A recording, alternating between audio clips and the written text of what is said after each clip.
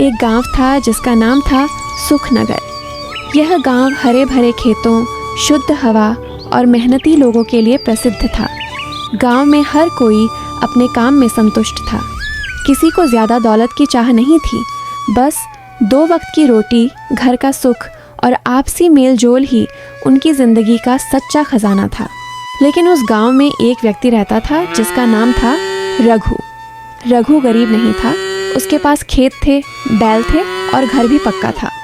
परिवार भी अच्छा था, पत्नी, 2 बच्चे और बूढ़ी माँ। लेकिन उसकी एक ही कमजोरी थी, लालच। रघु हमेशा सोचता, अगर मेरे पास और जमीन होती तो मैं और अमीर होता। अगर मेरे पास और सोना होता तो गांव का सबसे बड़ा आदमी मैं बन जाता। उसके मन में हमेशा यही ख्याल रहता कि कैसे दूसरों से ज्यादा पाए। पहला लालच, पड़ोसी की जमीन। एक दिन रघु ने देखा कि उसके पड़ोसी गोपाल की जमीन पर गेहूं बहुत अच्छा उगा है। रघु के मन में ख्याल आया, काश ये जमीन मेरी होती। धीरे धीरे उसने गोपाल को फुसलाना शुरू किया। बोला, भाई तुम्हारी जमीन तो बहुत मेहनत मांगती है, तुम थक जाते हो। लो ये पैसे रखो और मुझे बेच दो। गोपाल ने पहले मना किया, लेकिन रघु ने बार बार दबाव बनाया। आखिरकार गोपाल ने हार मान ली और जमीन बेच दी। अब रघु खुश हुआ कि उसकी जमीन बढ़ गई, लेकिन खुशी ज्यादा देर तक नहीं रही।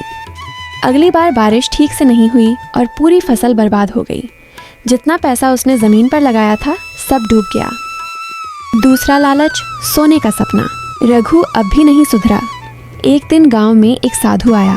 साधु ने कहा, जो नदी किनारे पीपल के पेड़ के नीचे रात भर ध्यान करेगा, उसे खजाना मिलेगा। रघु के कान खड़े हो गए। उसने सोचा, ये मौका मैं गवा नहीं सकता।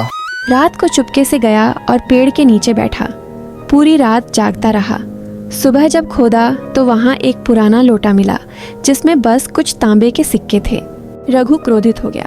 ये कैसा खजाना है? वो साधु दरअसल उसकी परीक्षा लेने आया था, लेकिन रघु समझा नहीं। तीसरा लालच, दूसरों को धोखा। रघु अब और भी अधीर हो गया। उसने सोचा, मेहनत करके तो अमीर होना नामुमकिन है, क्यों ना थोड़े झूठ फरेब से ही काम चलाया जाए। वह गांव वालों से झूठ बोलकर अनाज महंगे दामों में बेचने लगा। लोगों को कमी दिखाता और मुनाफा बढ़ाता। शुरुआत में उसे फायदा हुआ, घर में धन बढ़ने लगा, लेकिन धीरे धीरे गांव वाले उसकी चाल समझ गए। सभी ने उससे सामान लेना बंद कर दिया। लोग उससे नफरत करने लगे। लालच की पराकाष्ठा। अब रघु अकेला पड़ गया। न गांव वाले उससे बात करते, न परिवार में कोई उसे सम्मान देता। उसकी पत्नी बोली, रघु, तुम्हारा लालच हमें बर्बाद कर रहा है। पहले हम सम्मानित थे, अब लोग हमें बुरा कहते हैं। लेकिन रघु ने पत्नी की एक न सुनी। एक दिन उसे खबर मिली कि जंगल में एक रहस्यमयी गुफा है जहाँ सोने चांदी का खजाना छुपा है।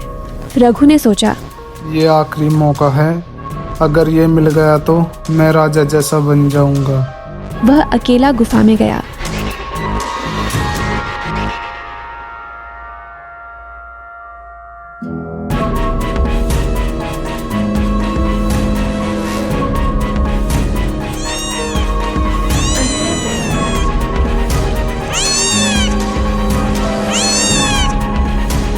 अंदर जाते जाते उसे सोने की चमक दिखाई दी।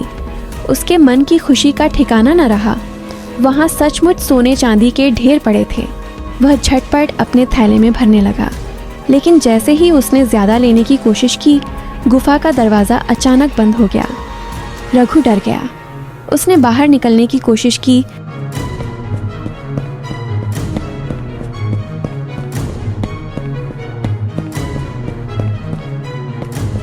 लेकिन दरवाज़ा नहीं खुला। गुफा के अंदर दम घुटने लगा। उसका लालच ही अब उसके लिए काल बन चुका था।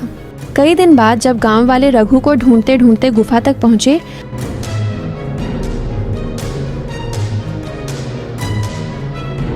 तो देखा कि दरवाज़ा आधा टूटा पड़ा है। अंदर जाकर देखा तो रघु मृत पड़ा था। उसके चारों ओर सोना चांदी बिखरा हुआ था। गांव वाले आपस में बोले, देखो, यही होता है लालच का नतीजा। जितना मिला उसमें सुखी रहने के बजाय और पाने की चाह ने इसकी जान ले ली। रघु की कहानी पूरे गांव के लिए सबक बन गई। लोग अपने बच्चों को सिखाने लगे, बेटा मेहनत करो, संतोष रखो, क्योंकि लालच बुरी बला है। इस कहानी से हमें यही शिक्षा मिलती है कि लालच इंसान को अंधा बना देता है। जितना ज्यादा पाने की चाह रखेंगे, उतना ही दुख पाएंगे। सच्चा सुख मेहनत और संतोष में है, न कि लालच में।